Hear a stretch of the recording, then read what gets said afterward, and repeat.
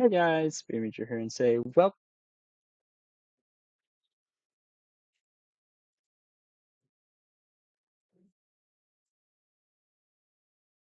hello everybody.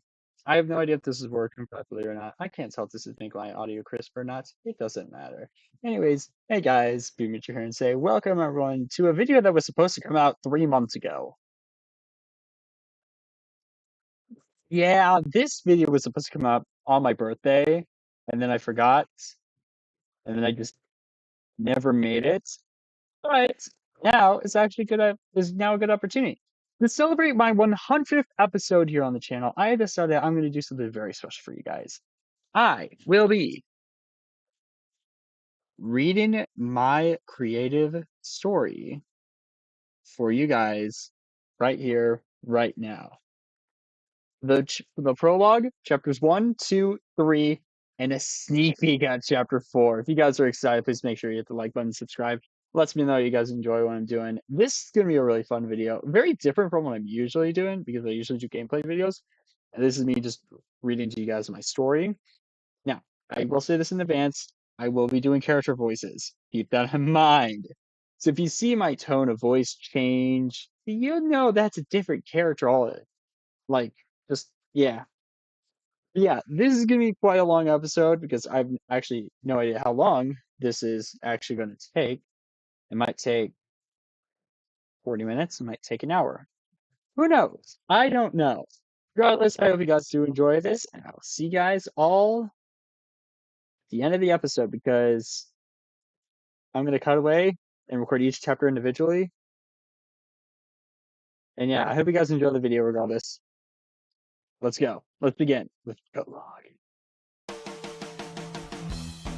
world ended. There was nothing left. All that remains is the ruins of its core. That's all I see when I look out at Celeros, a world from a different dimension. There was once a great planet with a powerful civilization, but all good things must come to an end, right? Well, this once great empire ended quick. Too quick. Almost unnaturally quick. It was obliterated. That shouldn't be possible, right? Well, I thought so too, but it already happened to mine. It all came to a sudden end because of him, Radiurchi, the bastard ended dire off. Just because he was tricked by those minions of the Dark Realm. They said Odin's curse was gift, but Karkanda suffered through it for 3,000 years, a fate worse than death. But Ryder was the monster we all knew. He was a friend, Joji. He sacrificed himself to save Daira from the Dark Realm's grasp, only to be resurrected by the Dark Realm itself. When he was confused, he learned the truth as to how he was orphaned. The Dark Forces told him it was Echo, that his father hid him when he was just a baby, and fought to protect his family as his mother escaped behind a nearby building to flee for her life, never to return. They then told him the assassins of mankind were the ones who tracked his mother down and killed her. Ryder was forced into orphanhood, wandering the Dark Forests alone. There, he was raised by wolves. Do I pity him? Of course. Nobody should have to go through that, but I remind myself daily. Dairoff is gone because of him, and I hold that in my tears. I guess I should explain a bit more, eh? Alright, let's go back to the day Dairoff ended. I guess it would be 6 years ago now. Boy, time flies. 6 years ago, Dairoff, the place I and everyone I cared about called home, was destroyed. Guardians used all their strength to keep Dairoff together, but the damage was done. The Guardians sent everyone out of the ruins of what was once our home. Those people are now scattered across Midgard, Lopai, and Halgrim. Other dimensions connected via the Mirror Gate. They shut the Mirror Gate door to Dairoff, hoping to let the dimension fix itself before we go back. Even if I could go back. It might not be stable enough yet. Ninja, Cancer, well I guess just Mono now, sacrifices immortality in order to stop Radiurchi from completely destroying the entire dimension. Sorry, I keep like scrolling down and losing my place. Hold on.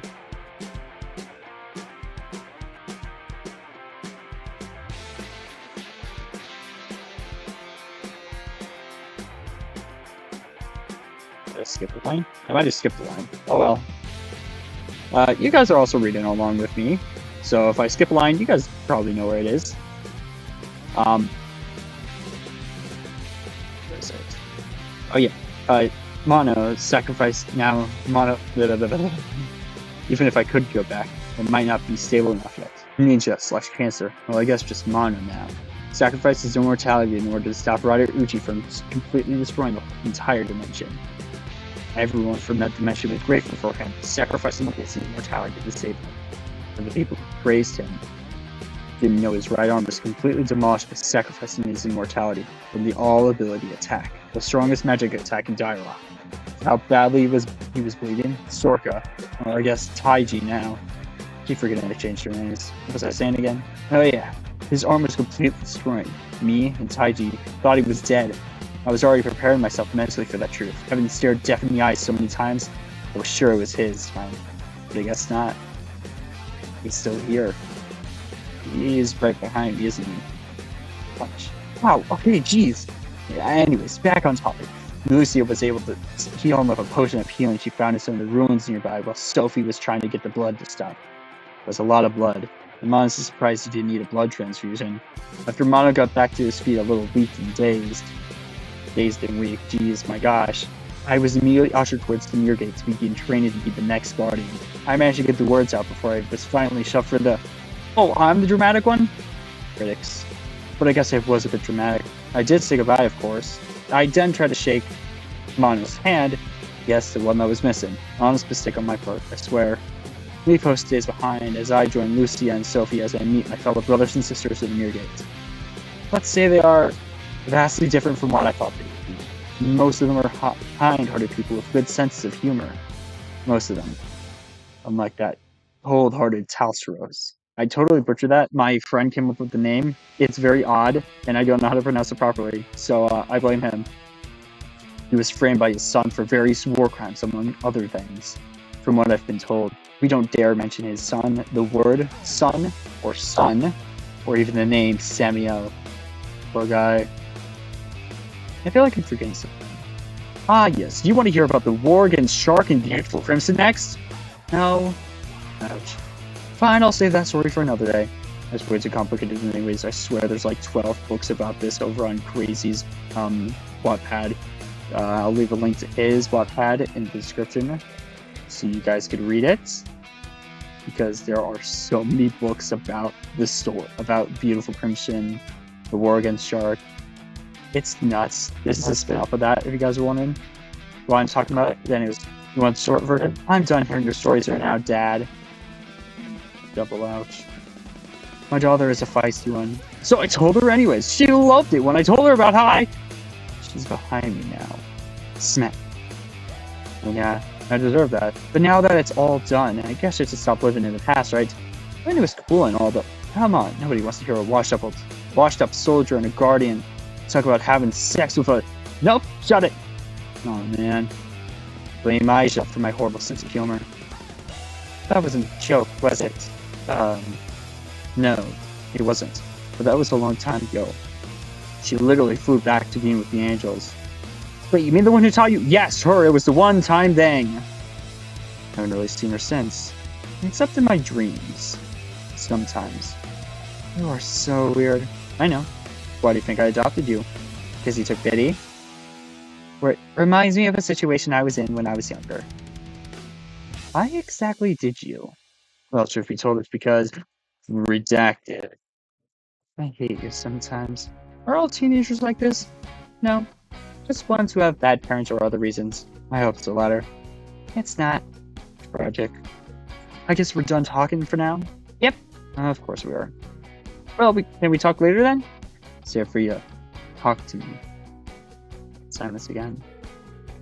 Fine, we'll talk tonight. But we have guests. Apparently, Lipo is supposed to stop by for urgent matter. Not sure why though. Hey, Tengu! What? Oh, sorry, Mono. So you don't know when he's coming? No, not a clue. It's probably about what happened to her dimension. It probably is. I'm right here, you know. Oh, she is alive. Fuck you. And I regret making a joke again. Well, we should probably get ready. Apparently he plans on bringing some people who have an interesting story to tell. Let's just hope he doesn't cast fireballs inside when he sneezes. Again. Agreed. Well, we have about 3 hours? Let's get this place cleaned up. You know this isn't some sort of sitcom, right? You don't need to talk like that. Was a sitcom. Loud noises can be heard as plates rattle. People start talking while waiting for the guests to arrive. Oh, hey, Tengu? Yeah? You forgot to put your magic journal away. Oh, right, I forgot about that. That would have been bad to leave open. I wouldn't want the Guardians to hear this discussion, just in case it gets a little spicy. I'll make sure it doesn't get spicy. You know you used to be nice. I know, but I'm not the bat. A book closing sound emanates from the magic journal. Closes. The prologue is over. Chapter 1. Tengu was hurt deeply by the words Seraphina said as he closed the magical journal and put it into his rightful spot on his shelf of magic books. You know he has a point, Mono says, taking Seraphina aside. I'm very aware of that, thank you. Tengu says with daggers for eyes as he stares right at Mono from across the room. As the final preparations for the meeting are made, a knock on the Guardian's gate is heard throughout the stronghold. I guess it's Lee Ko, Tengu says, looking around at three people that are currently standing around finishing setting the table. I hope you guys know this is probably a matter of confidentiality. You guys might want to make yourselves scarce and disappear, Tengu says with a stern look. Oh, trust me, none of us want to be here for your boring Guardian. I already know nothing interesting will happen, Seraphia says with a somewhat disappointed look on her face. Seraphia, or just Sarah, two people close to her, is one who loves to listen in on important info from these meetings and use them to get away with Tengu, her adopted father, much to his dismay. Sarah makes her way towards her room and slips in without another word. Mono and his wife Taiji make their way to their room as well, probably for some alone time. Mono is one of Tengu's closest friends, being there with him for all of his struggles with his inner darkness. He was even the one who saved him from Stark's mind control. For now, Mono and Taiji are supposed to head to Midgard to a place called Japan within the next few weeks to try to join the Paranormal Slayer Corps, a group of supernatural mercenaries, if you will. Japan is cool from what Tengu has been told by Mono and another friend of his. After the three of them leave the room, Tengu makes his way toward the front gate, which takes him a good minute or two or so.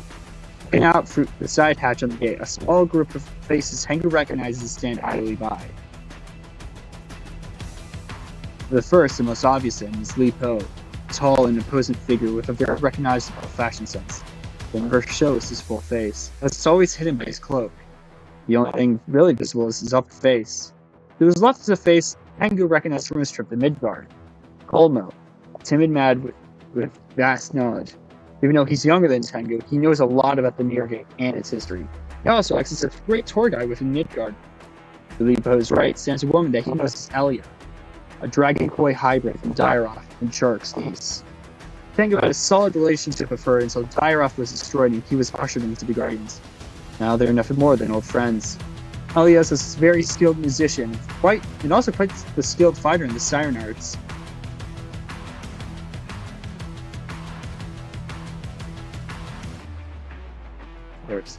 She's never been a huge fan of people complimenting her body, calling it sexy or thick, or being touched by people unfamiliar to her.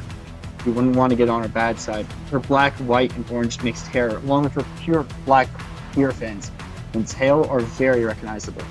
Behind them is the face Tengu has never met yet.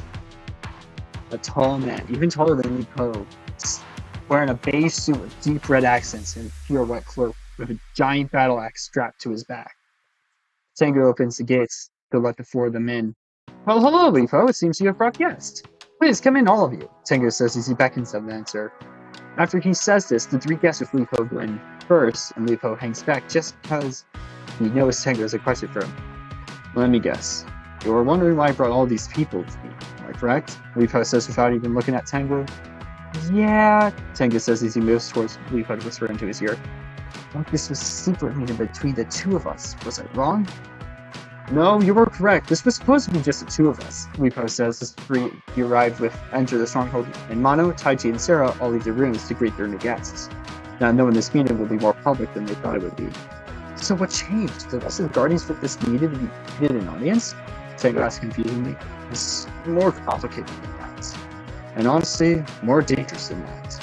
I'm sure you noticed the world vanished from the Neargate map, Lee Po says sternly.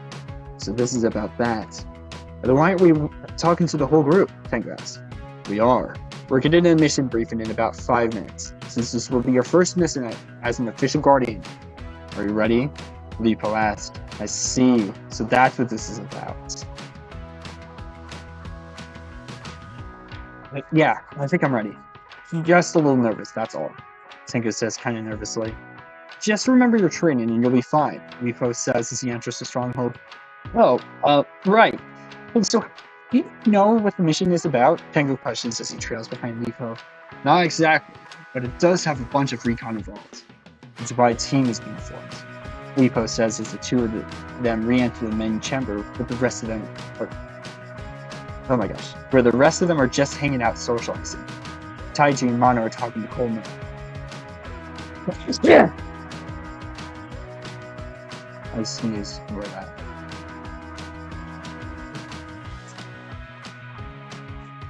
Taiji and Mono are talking to Coleman, while Sarah and Elia are talking with the unknown person is standing in the corner. I see. How interesting. Welcome to my humble abode, dear friends and new ones. It seems like this is a large mission briefing, so we'll need to add a few more chairs to the table. In the meantime, please continue talking amongst yourselves. Tengu says as he motions for Mono to help him grab the last few chairs needed to sit all 7 of them. As Tengu and Mono get the last few chairs needed, Lipo sits down and prepares the Guardian's holocommunicator. Once the last few chairs are set and everyone takes their seats, the holocommunicator begins the meeting with some of the Guardians. Once the meeting officially begins, hologram version of Igor, Hasuios, I butchered his name again, Ilsola, Lucia, Sophie, and Aija appear sitting in their respective chairs within the Guardians' headquarters. Hello, fellow Guardians, Tengu says, but as he says this, he notices one chair is empty. Someone is missing. Is someone missing? Yes, they will be absent from today's meeting, as they're currently working on helping the restoration of Xyraf and won't be back until next month, Lucia says. I see. It's not unusual for them to be present at meetings such as these, so I don't feel too bad. So don't feel too bad, Tengu, Lipo says. So what was the point of gathering us here, may I ask? If it's about Celeros, I'm sure you both noticed it missing from the Mirror Gate app, Igor says. We have. Is that what this meeting is about? Tengu asks. For the most part, yes, Sophie says. We have information that it was destroyed somehow. A wave of shock hits everyone in the meeting room, watching from Tengu's stronghold. Destroyed? Mono claims. How could a world be destroyed so easily? I mean, I know I'm not one to talk as different from my meeting, but that is a lot of power. We understand that you're all still upset for the destruction of Gyroth 6 years ago. Please allow us to explain the situation. Yosoda proclaims. It's true though, it was indeed destroyed. We sent one of our scouts out to that sector and they witnessed it firsthand. The total annihilation of that planet. Little to no trace remains of it. The power needed to cause that level of destruction is equal to that of a dark star. We believe someone managed to weaponize one, Aija explains. We found a bunch of small power spikes within all of the dimensions of the Mirror Gate. I'm guessing you want us to go and investigate these power spikes? Polmo asks. Yes, that's indeed what we need you to do. The latest power spike happened in a place called Irtor.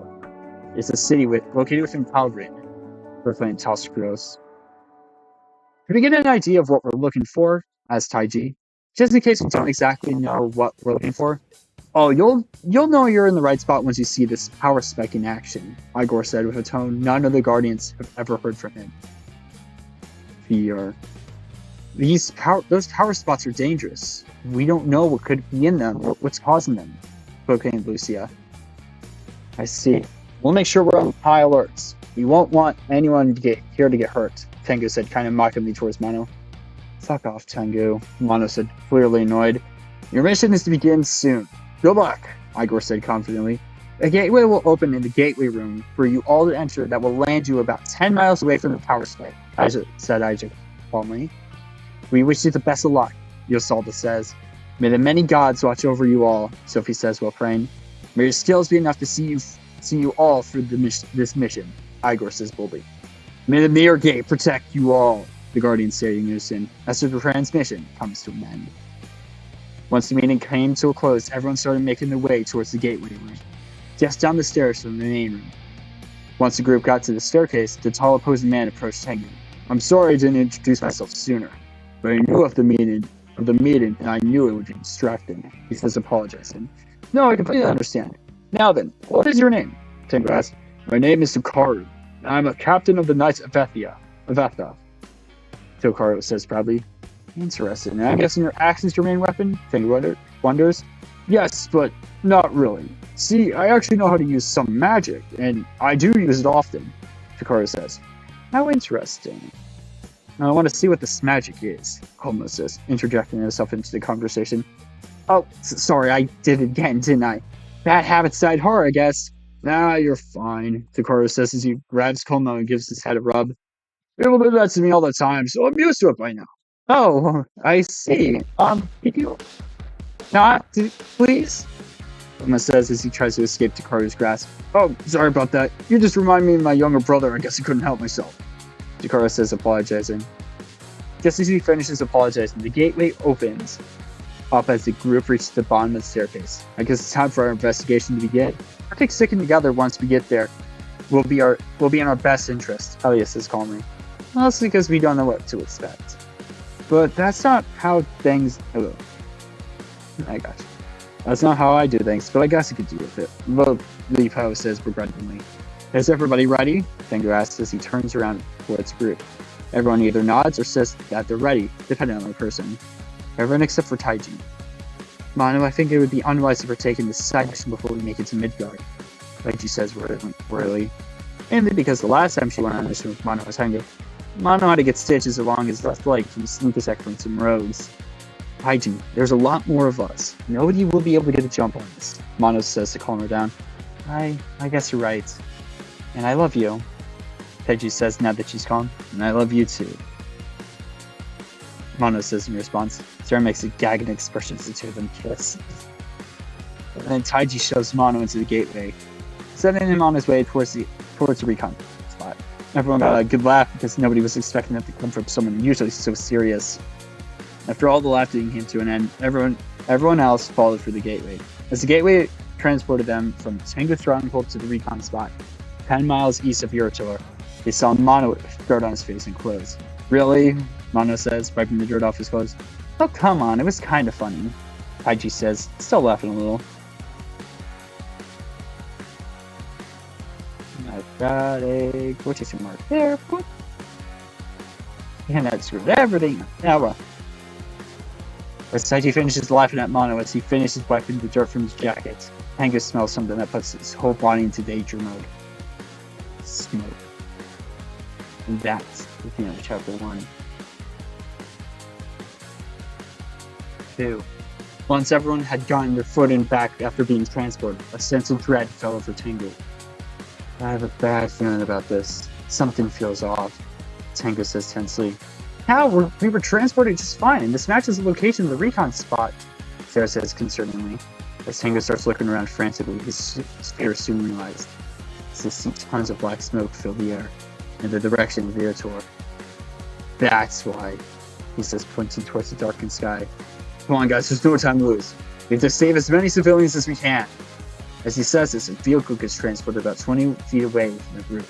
It's a large transport van. Tengu hops in the driver's seat as the rest of them clamor and Tengu hits it, knocking the rest of them around. Alia, who was sitting in the back, is the last to enter, didn't secure herself before Tengu started driving. So she fell on top of Coleman. Oh, I'm sorry, I didn't expect him to drive so quickly. Coleman just gives her a thumbs up since Alia's breasts are currently covering his face. Alia quickly gets up, clearly embarrassed. Even though she has only known Coleman for about 2 hours, she gets embarrassed because she thinks he's cute. Once Alia is off of Coleman, he quickly demands Li Po to get the Guardians back on his telecommunicator. Not understanding why, Li Po does it anyway, and is able to get the Guardians back on. They start talking in tones, the secret language only members of the Guardians know. Tengu is able to pick up on some of the words, but not enough to translate. Even if he could, his mind is focused on Yurator and the purple energy slowly emerging from the ground beneath it. It only takes a few minutes for the group to approach about being 2.8 miles away, when suddenly they see a power site in action. A vertical column, which is a dark purple in color, almost a black, clearly made of pure energy in a dark star. Everyone sees this as in pure shock and disbelief, even all the Guardians. The other Guardians quickly declare Code 7 for all locations with a power spike. The Code 7 is the situation in which a massive loss of life is unavoidable. Tengu then pushes the vehicle to its limits to get there as fast as possible. Tengu runs out as fast as he can once they reach the outskirts of Irator, or what's left of it, only to be faced with pure and utter despair as they see a city reduced to smolders and small fires.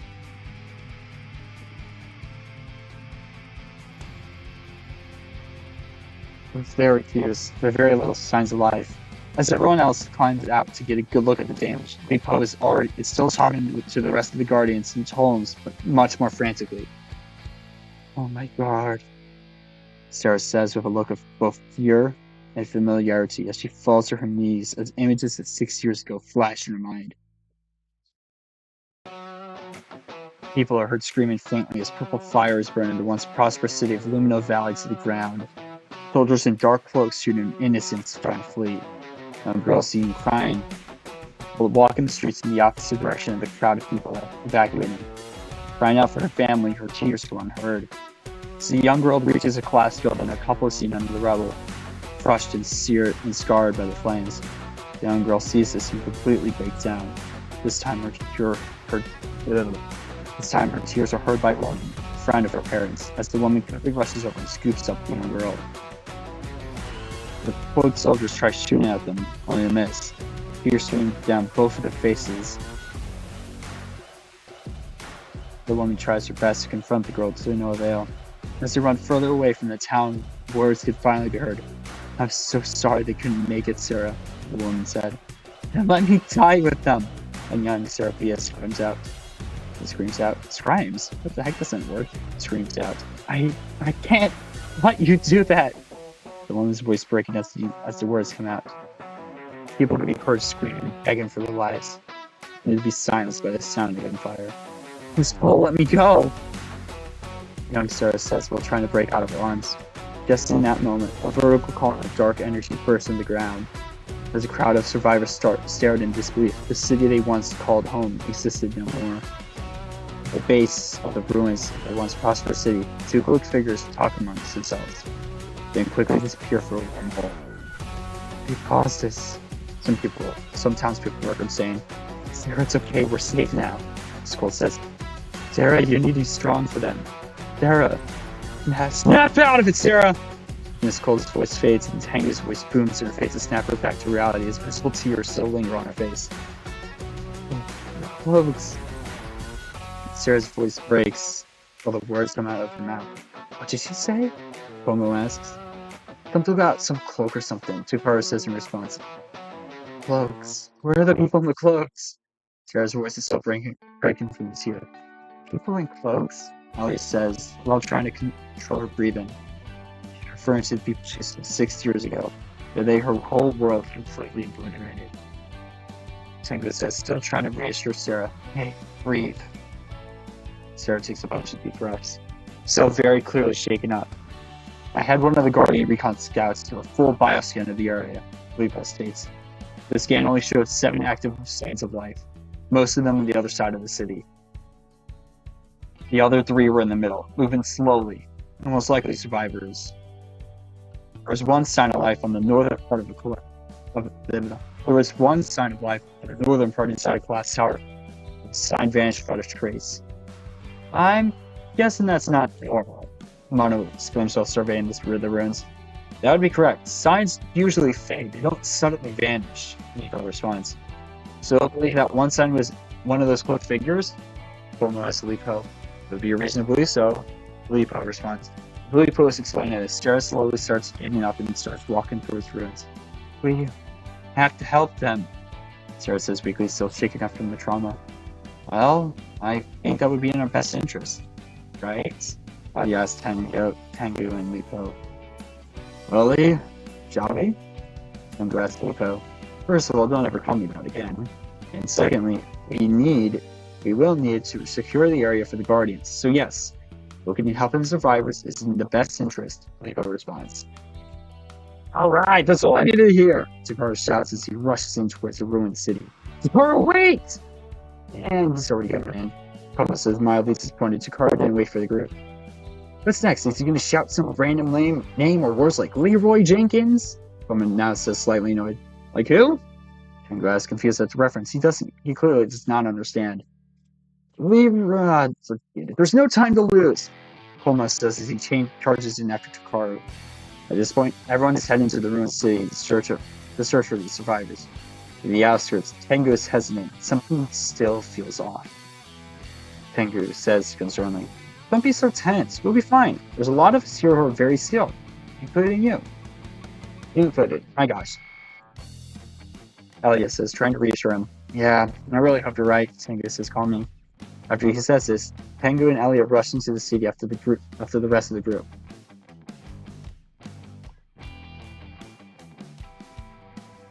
Once Tengu and Elia get inside the city, they see the rest of the group beating up some people wearing dark cloaks. Sarah at the head, holding one of them above the ground, screaming for answers. "I want answers now!" Sarah screams into the face of the cloaked figure. "Like I said, I don't know anything. I wasn't part of the trip at the time." The cloaked figure says weakly, "Liar!" Sarah shouts in his face. "Sarah!" Tengu shouts. "Drop him. Why the fuck would I do that? He's a part of why my life got so fucked up." Sarah shouts back in response, far louder than Tengu. Tengu is completely shocked by this. Sarah's never talked back towards Tengu so aggressively or loudly. If something isn't done, that man in the cloak will most likely be shredded to pieces. "Elia?" "Flight," Tengu says sternly. "Right." Elia says as she begins to strum her siren's harp. It's somewhat eerie and yet calm sound to be heard, as way as the calming begins to play, which calms Sarah down to an extent. The set abruptly changes into restless ocean, causing Sarah in the garden and her hands to fall asleep. Tengu then catches Sarah as he lets the cloaked figure hit the ground. I said floor, but I probably should change that to ground. "We need to do a formal interrogation," Lipo says. "We should take him back with us." "I think that would be wise. This arm is starting to kill me," Mana says while lifting his makeshift mechanical arm up. "Hey, I can help with that. I'm sure I have the materials back in my lab," Komo says. "Of course, I'm not skilled in making mechanical limbs." "Don't worry. I know a thing or two about making mechanical augmentations," Lipo says. "Well, if we have no more business here, I think we should head out," Taiji says somewhat shakily. Grace and Lipo opens the mirror gate for them to return to the Guardian's domain. End Chapter 2. Chapter 3. On the other side of the gateway, a smaller gateway is seen that leads to Komo's lab in Tokyo, where he rushes into and is seen running around, grabbing multiple broken toys, scrap metal, and a blowtorch. Once everyone is inside the gateway, a voice is heard behind them. Takaru. It seems he got a little distracted as he went in a different direction than the rest of the group, going into the city. "Wait, don't close the gateway yet!" Takaru says as he reaches the gateway. Completely out of breath, he enters the gateway.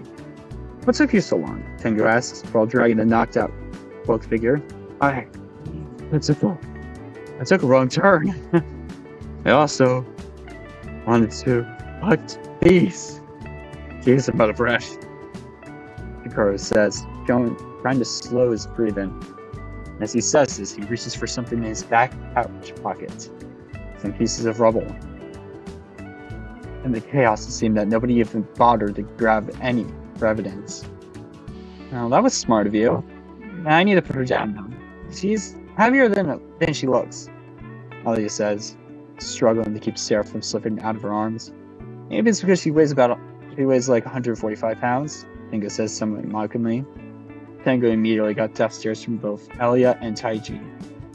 "What? It's true," Tengu says, defending himself. "I almost called him Taiji. That's the wrong character." "It's so insensitive," Taiji snaps back. "Want me to whack him?" Mono asks Taiji. "No. I'll let someone else do that." She then points towards Lipo and Togaru.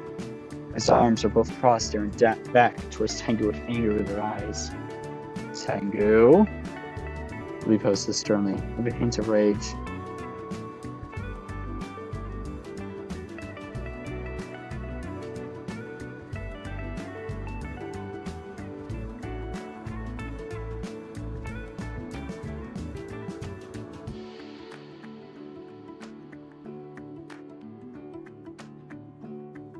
Sorry. I get distracted by something. That's a sound. Lipo says sternly, with a hint of rage. At the sound of these words, Tengu gets a huge chill up his spine. "Oh no," Tengu says with fear in his voice. "Please don't do what I think you're about to do." "Oh, you already are You are already aware of the fate that's about to befall you. And with a snap of his fingers, magic energy disperses from Tengu's body as he becomes she. As the smoke clears, the rest of the group are in complete awe as Tengu underwent a gender bent transformation. Damn it, not again! As the rest of the group gets a good look at the new Tengu, they notice that Tengu is familiar with this form. Again? You mean you've been like this before? Homo asks while walking around Tengu's new form. Yeah, this is the 5th time? How many times? Mono and Como shout, clearly shocked. I don't want to talk about it. It's quite embarrassing. Tengu says, clearly looking defeated. The first time was because he knows I hold great magical skills and got curious what it felt like to be a woman. Don't ask me why. Lipo starts to explain. Curiosity killed the cat. Tengu says, still sad now, sitting on the ground, poking at her boobs. Heidi just stares at him with disgust. Perfect. Hey, I am not! Tengu shouts, trying to defend herself. Lipo clears his throat so he can continue his explanation. The two of them immediately get silenced. One was to improve his training. One because he made fun of my sister for joking too much when she should be more serious, but she acts like the glue that holds the Guardians together, so her jokes light our spirits in the darkest times. Another time, he also made a bet with me and lost. Badly. That was his punishment. Lipo explains, but then gets cut off by Tengu. I thought I had a chance. So what was the bet? Alia asked. Well, he bet it could unleash a more powerful magic. That's tact. Nobody can beat me when it comes to using wind magic. Lipo says somewhat proudly. Ah, I see. How interesting, Alia exclaims. And the final time, you all saw because he pissed me off due to his words. Not cool. Lipo says while looking at the dejected Tengu, who is still sitting on the floor, who hears this, tears start forming, and she quickly shuffles her way over to him. Please change me back, I'll promise I'll be good! Tengu says while begging at Lipo's feet. Lipo, clearly uncomfortable, is completely frozen in place, and while he readies his magic to turn him back. Hikaru laughs a little at that. Tengu, hearing the laughter, quickly turns around with tears of rage, and grabs him and smothers him with her boobs. Clearly very annoyed. When she pulls him away from her chest, Hikaru's nose is seen bleeding and looks like he fell unconscious. Jackass, Tengu says, still quite annoyed. I hope it's not nice to laugh at a woman in distress. At this moment that he realizes something. Wait, is this some sort of test? Tengu asks Lipo, looking pretty flustered. Yep, and I hope you learned your lesson. As Lipo says this, he snaps his fingers, and the same magic energy explodes from the spot where Tengu stands. As the magic energy disperses once more, Tengu, back in his normal body, quickly checks every part of his body to make sure he's back to normal. Oh, thank goodness I'm back to normal. I feel daggers pointing at me. Tengu says, still looking at Lipo, who motions his hand towards Taiji. Tengu turns his head to a disappointed Taiji. Tengu then stands and walks toward her with his hand on the back of his head. I'm sorry, I didn't mean anything by it. It's just, you know how I feel sometimes. Tengu says, somewhat laughing to himself. I accept your apology, Taiji states. Did I seriously misspell her name? I did. You know what? We're gonna fix that real quick.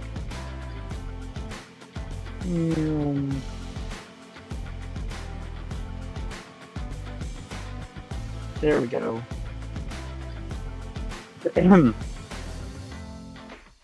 But if you do something so rude like that in a woman's presence like that again, I will not hesitate to kick the crap out of you.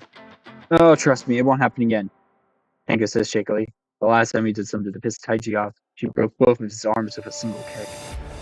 That was amazing. I feel alive. Hikaru says, still out of it after being smothered. You got what you deserved. You were asking for it. Homo says, helping him get to his feet. So what exactly was that back there? Got such a reaction out of Sarah. Mono asks Tengu. Tengu looks right at Mono, but he's not. He's staring past him and looking at Elliot, who's currently sitting on the floor, combing her hands through Sarah's long hair. That was the memories of the Great Purge flooding back to her. At times, she very obviously never wanted to revisit, but was forced to relive. Tengu says to Mono, "How bad was this great purge?" Mono asked, not knowing the truth since it was covered up to the public. A giant city, which was easily populated by over 100 million people, was instantly obliterated. Only about 397 survivors walked out of those ruins alive. Tengu says, "Oh, fuck, no wonder she acted so unusual." Mono says, looking back towards Ellie and Sarah with a saddened expression. "Yeah, and it happened just after I became guardian.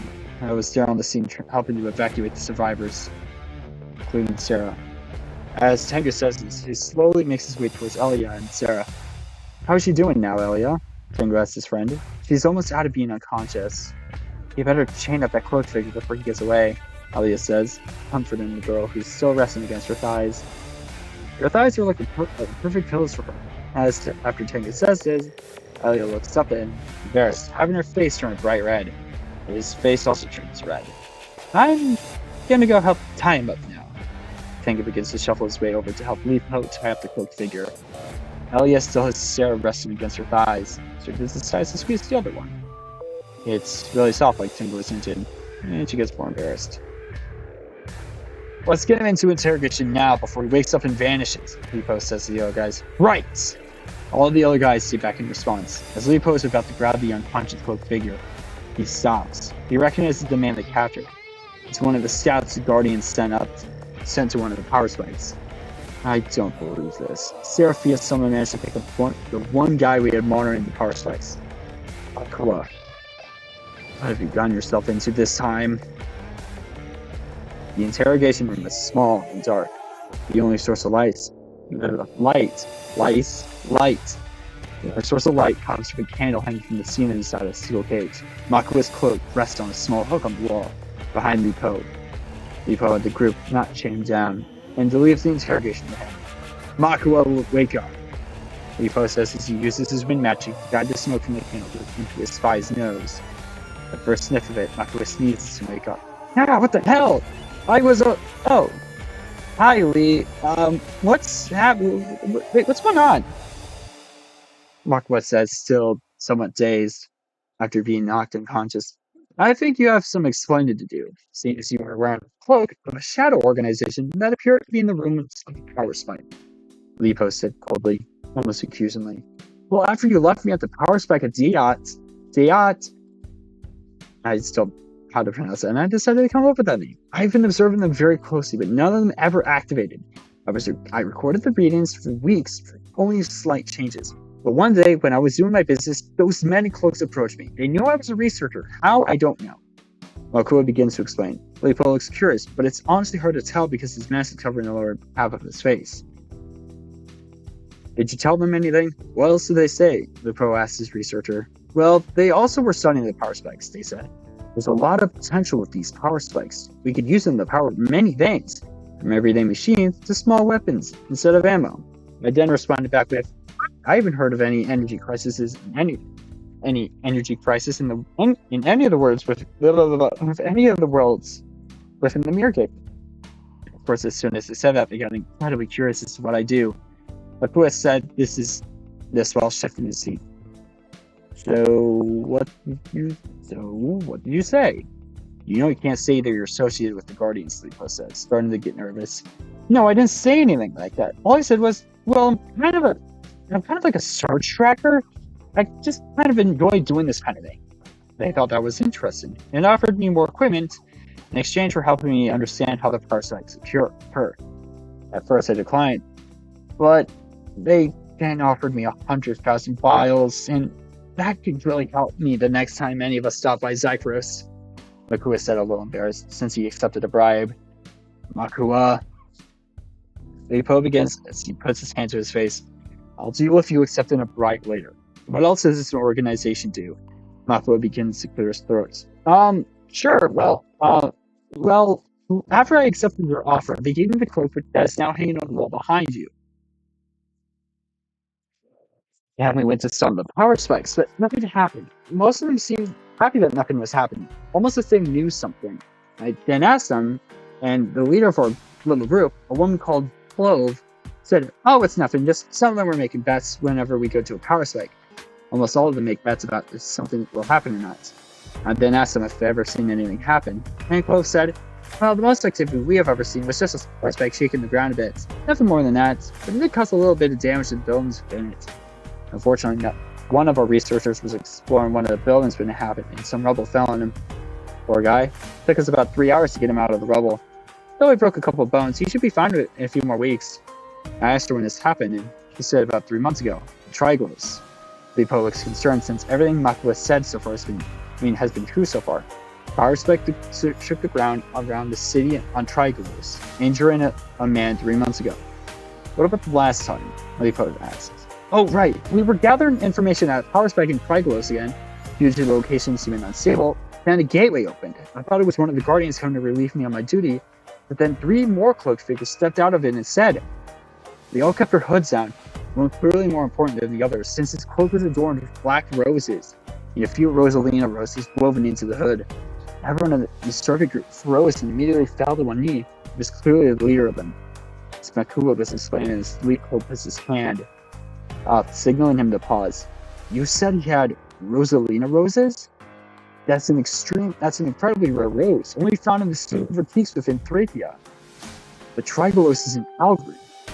The only other people with access to that type of gateway travel are the Guardians themselves. So unless some random civilian someone learned how to open up guard gates, which seems highly unlikely, it's quite complex and difficult to learn, let alone master.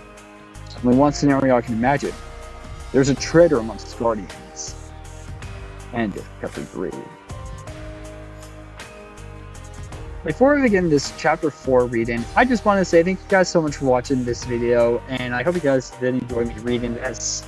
This is something really fun. I'm really mad I didn't get to do this a few months ago, but then again, I only just started writing the chapter 4 earlier today, so technically yesterday as of the time of recording.